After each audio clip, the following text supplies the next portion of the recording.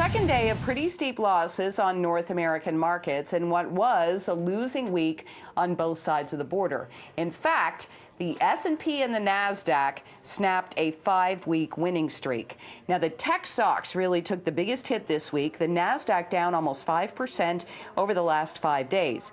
U.S. jobs data actually came in better than expected today. It didn't seem to matter. While in Canada, job growth in August slowed a little compared to July, but we did see a bump of almost 250,000 jobs last month. Now, we will get a Bank of Canada announcement next week. The Fed recently changed its thoughts on inflation, planning to let it run hotter than the normal target of 2%. And we could hear a similar narrative from the Bank of Canada next Wednesday. Shares in Cogeco Communications, little changed on Bay Street today on word a sale of the Quebec-based company could happen. U.S. cable company Altice and Rogers Communications, the parent company of this station, both say they are open to talks regarding their proposal to buy Cogeco.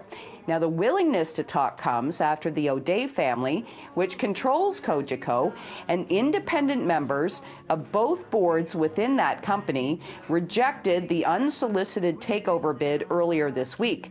The $10.3 billion deal would see Altice sell Cogeco's Canadian assets to Rogers for $4.9 billion. And today, Rogers did promise to keep Cogeco's headquarters in Quebec. Well, this is a first. Transport Canada is fining 2 passengers for not wearing a mask on a flight. Canadians have the right to feel safe while flying during a global pandemic, and that's why these fines have been levied. That's according to a statement from Transport Canada.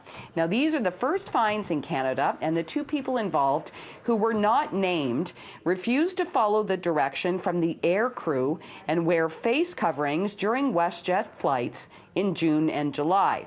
WestJet has since implemented a zero-tolerance policy around masks. And speaking of masks, an Israeli company says it's created the mask to end all masks. The company is called Synovia, and it's developed a new fabric that is designed to combat coronavirus. The company says after a successful lab test, and even after being washed multiple times, the material is able to neutralize more than 90% of the coronavirus. The reusable antiviral masks are coated in zinc oxide nanoparticles, which do destroy bacteria, fungi, and viruses.